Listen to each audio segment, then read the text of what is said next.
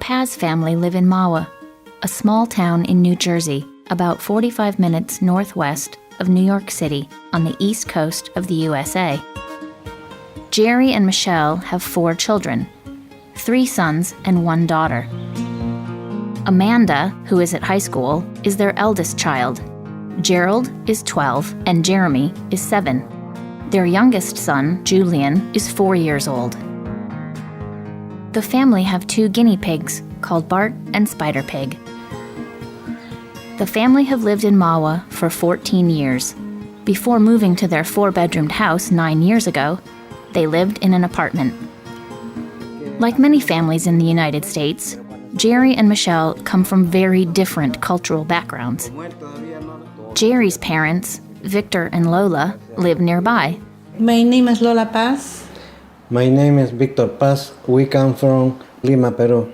Jerry was also born in Lima, but in 1978, when he was 13 years old, his parents made the difficult decision to move to the United States.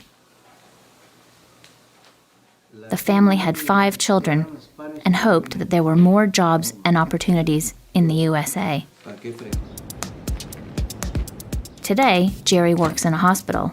I work at the Valley Hospital as a information systems technician. I've been working there for the past almost 7 years now, and it's been not only pretty much a rewarding job, but also I have learned a lot from the business point of view. Michelle was born in the U.S., but her birth parents were from the Philippines. She was adopted by an Irish-American family when she was just 6 days old, and she grew up in the New York area. Well, I was born in the now closed St. Vincent's Hospital in New York City in the early 70s, and I was given up for adoption when I was 6 days old.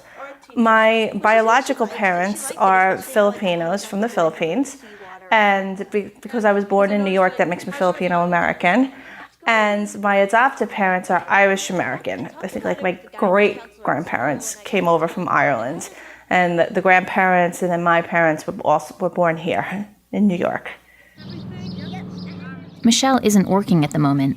She stays at home to look after the kids. Well, maybe we should give Amanda some straight. I used to work outside the house. Years ago, I worked in the garment district in New York for a women's clothing retailer for about 7 years, but the economy changed, so I lost my job. So I've been home with the kids for the last couple of years.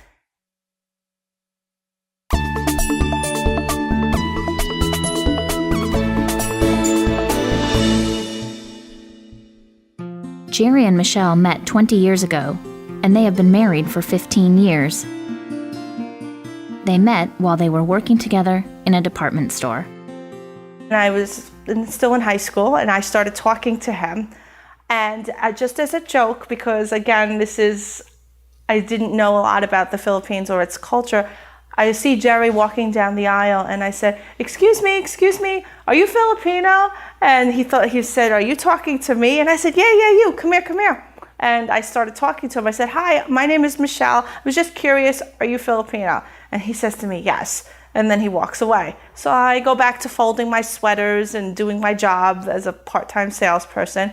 He comes back over and he says, I'm sorry, Michelle, I was only kidding. I'm not Filipino. I'm like, oh, okay, well, where are you from? He said, Peru. He started laughing and we started talking, hanging out. And 15 years, 4 kids later, we're married and doing the best we can, living our lives. The family is close-knit, and Lola and Victor play an important role in family life. They teach their children and grandchildren about their Peruvian cultural identity. For Michelle, it's more difficult to pass on her Filipino identity.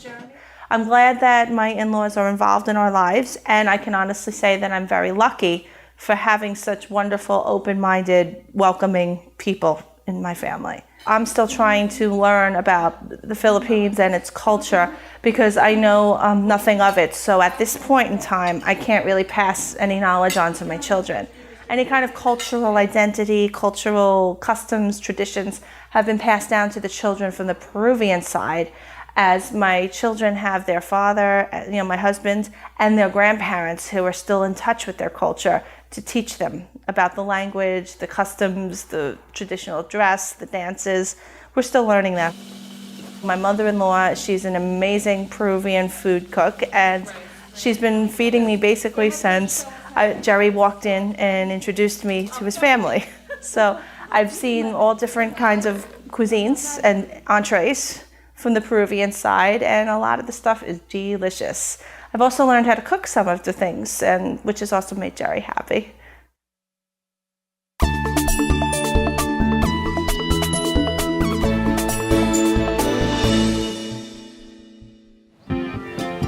The Paz family are happiest when they are together, and Jerry cherishes his time at home. Whenever I see them smiling, laughing, having a good time, and there are quite a few times like I just can't wait to get out of work, be home with my kids, see them, be with my wife, and see them happy. Yeah. But still, sometimes life can be difficult, and there are many challenges to overcome. Their oldest son, Gerald, suffers from autism.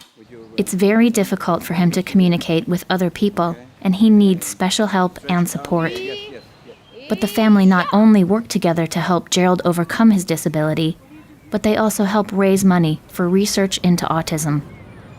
Some of the things that make the family the happiest are when we are doing activities that are either helpful to ourselves or helpful to others. For example, we did a Northern New Jersey autism walk last weekend. We were very happy to walk as a team and help raise money to fund autism research. Jerry and Michelle worry about the future for all of their children. I worry that there will be appropriate jobs for them after they finish college, or that I worry that they'll find the right people, and whether it's someone of their own race and culture or someone different. I worry that they'll be happy and not have to go through personal pains and challenges. But like their parents before them, they simply want to do the best for their children and hope that whatever happens, their children are happy.